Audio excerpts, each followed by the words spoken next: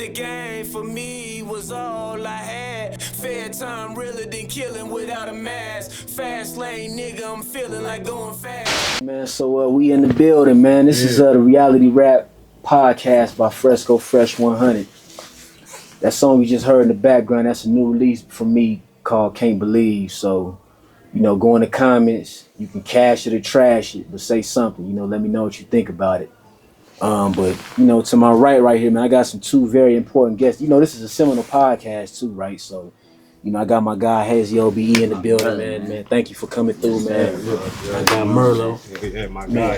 Appreciate you, bro. You know what I'm saying? Y'all came through on short notice, man, you know, to support and be a part of this enterprise right here, because I feel like this could be something big, you know, for us as artists and for the community as a whole, you know, just as far as music and the reality that's involved with the music.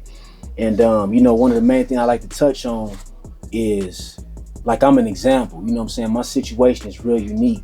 I had an interview, you know, produced by Dope Indeed in 2023.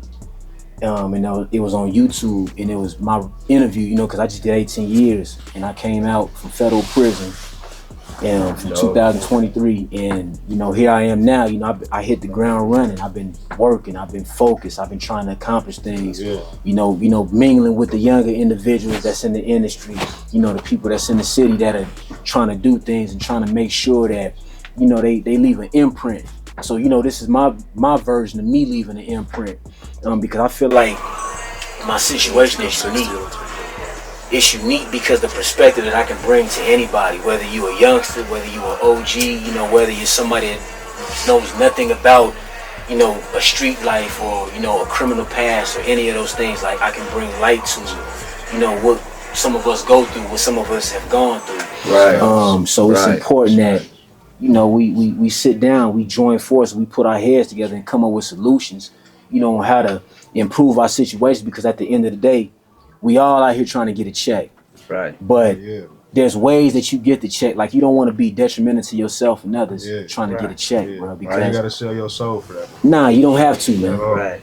You know, so clout chasing. Yeah, none of that, man. You wanna make sure that, like, you wanna enjoy your flowers. If you get in the bag, you wanna enjoy your flowers. You don't wanna get a bag and then you look up and you're doing life in prison.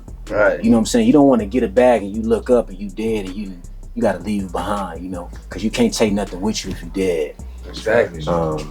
So, like I said, my situation is duly noted.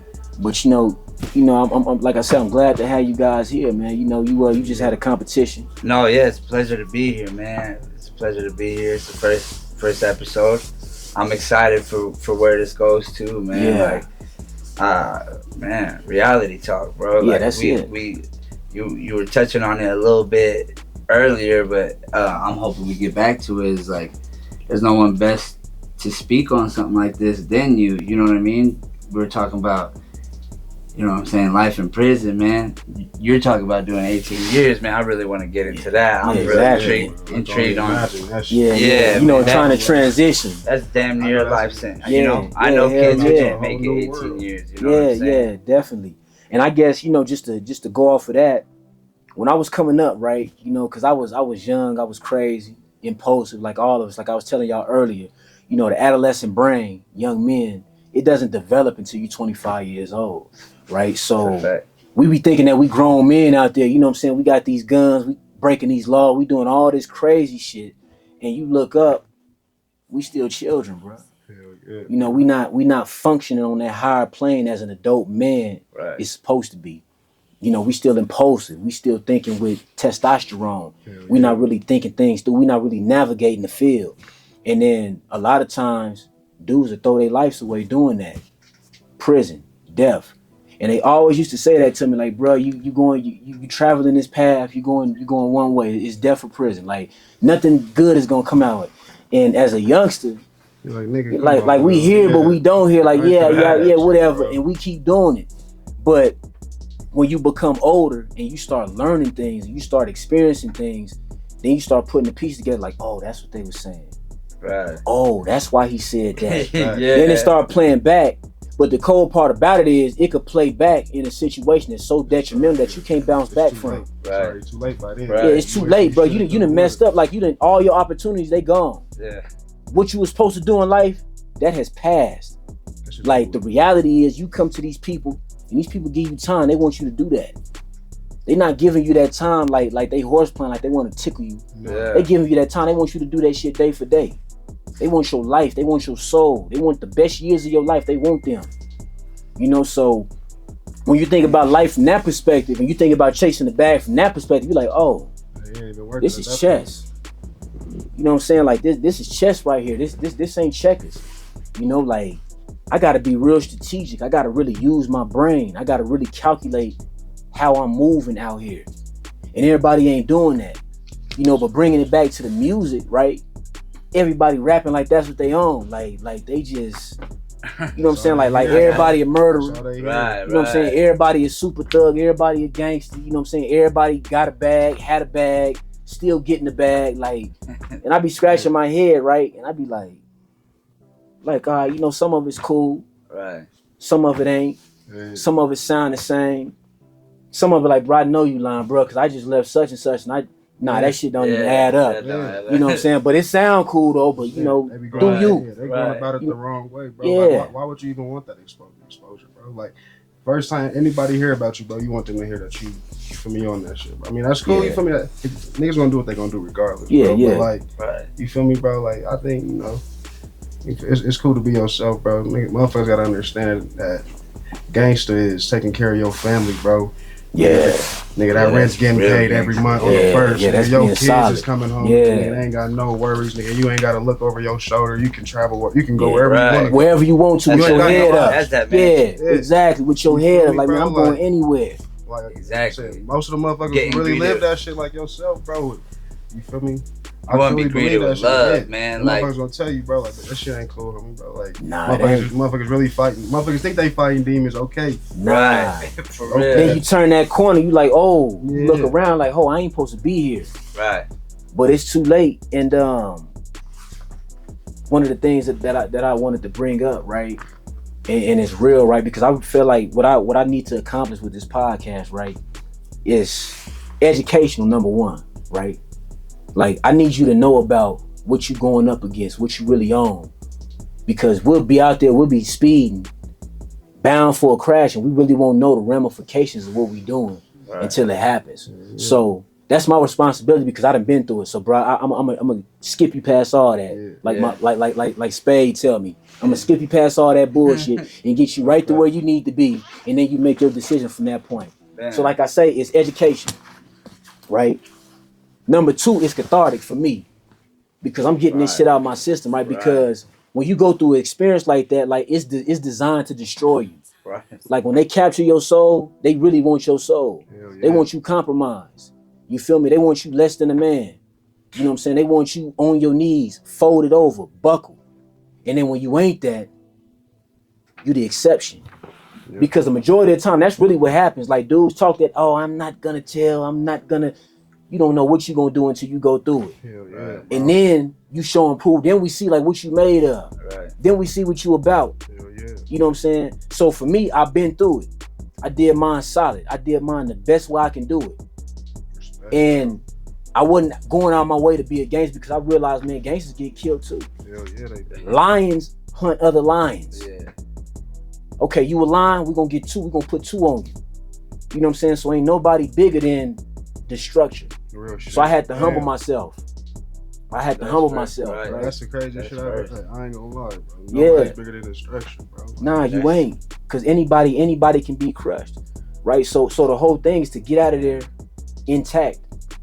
But get out there with your scruples. Get out there with your integrity intact. Hell yeah. You know, get out of there, and not only that, with all of that, because that's perfect. But then get out of there with your sense and then come out here with a blueprint. Like, what you gonna do? Like, cause you can't keep making the same mistakes. Right, you can't keep going backwards. You can't keep gambling against these people that don't really play fair. At all. Like why you gonna put yourself in that situation? Nigga, they are willingly hanging, mother. Yeah, period. Yeah. They want you. Listen, they want you. Like, hey, you wanna be a commodity? You wanna be treated like livestock? You wanna be treated like a lame? Cause it's really like, bruh, like there's nothing. and that's the other part. This is not a glorification by any means. So if you're watching this podcast, like, I'm not about to glorify my criminal past. And I say that for the audience, I say that for my family. I'm not glorifying no element of my criminal past.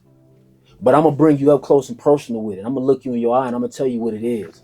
And I'm gonna give you all the tools and resources that you need to know what you up against. And if you still make your decision after that point, bro, that's on you. You've been warned. Yeah. Because there's a such thing as a preschool to prison pipeline. I know it. I experienced it. I went through it. From the time I was in preschool, they criminalized everything that I did as a child.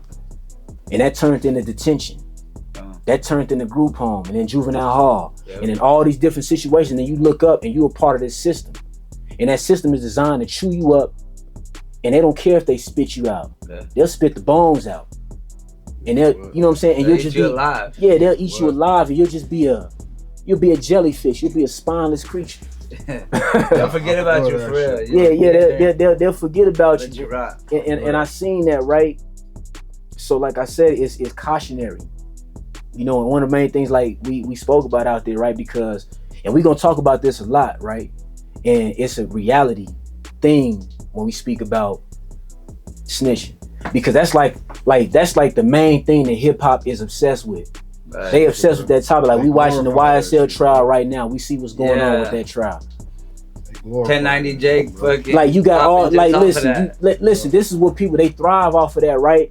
And I'm gonna give everybody I'm gonna give you a different perspective on that whole little conversation, right? Because I seen it firsthand. I understand where it come from. And it's as simple as this, bro. The number one instinct of humans is self-preservation. Yeah. Right? So when we was coming up in the streets, we always thought, like, we were always told, oh, this is the code. This is how you're supposed to conduct yourself. This is how you live. Right? And when you look up, things happen. The majority of the time, the people already know what's going on. And the only way that they know, because they're not smarter than us, they don't rotate in these circles. They don't live like this. So the only way that they know what they know is because somebody told them. Yeah. So, and it happens more often than not. You go back in time, Jesus was betrayed. Judas sat at his table. That's the reality of it, right? And for years, I used to battle with that, right? Because I'm like, well, why did he do this? Why did he say that? And I'm like, nah, it's my responsibility to keep my secrets in my life away from other people if I don't want it exposed. That's some real shit, bro. Right? I know that was a hard one to swallow, explain. Yeah, period. Accountability. Like, period. Like, you gotta bite that. You gotta look in the mirror and say, you know what? That's on me. Man in the mirror, yeah. That's on me. Like, how long did it take you to realize that, bro? I realized it. I'm gonna be honest with you, bro. I realized it from the time they put handcuffs on me and they took me up, because I knew I was gone. That's the coldest part about it, right? You knew what it was. I knew it was a wrap. You know what I'm saying? I knew, like, damn, bro, I'm gone. When I'm riding through the city and I'm on my way out, I'm like, it's a wrap. But I have no choice. Like, I can't fold, I can't compromise, I can't turn back. I done already came this far. I gotta live with my mistake. I gotta face it. I gotta face my consequences. That's what you're thinking the whole way through on yeah, that's what I know. I know the whole way. Yeah, exactly. I know that in my soul. Crazy, bro. And I'm just it's like they said back in the day, you march into the gallows. Because that's what happens, you know, when the executioner comes and they say, okay, yeah, you gotta walk the plank, you gotta walk that line because now it's your time. So when I'm doing that walk, right, I'm going through it, I'm just realizing, like, you know, I gotta pat my chest like, yeah, that's me, bro. You know what I'm saying? That's me. You know what I'm saying? That's my fault. I played. I fumbled. You know what I'm saying? So now imagine having to suffer through that, because 18 years. Exactly. Some of the worst things that we do as people are to ourselves. We inflict some of the coldest harm to ourselves. Because we know. We know. And then we'll do otherwise. We'll bump our heads and then we'll be scratched like, damn, like, what? Trying to figure it out, but you know why. You know why. And then to go through that, and that's why I say it's cautionary, because like anybody that's consuming this, anybody that's want to be a part of this, make your mind up before you get to that point. Make your mind up before you at a point where you got to decide, like, man, do I want to throw my homie in the frying pan or jump in the frying pan for my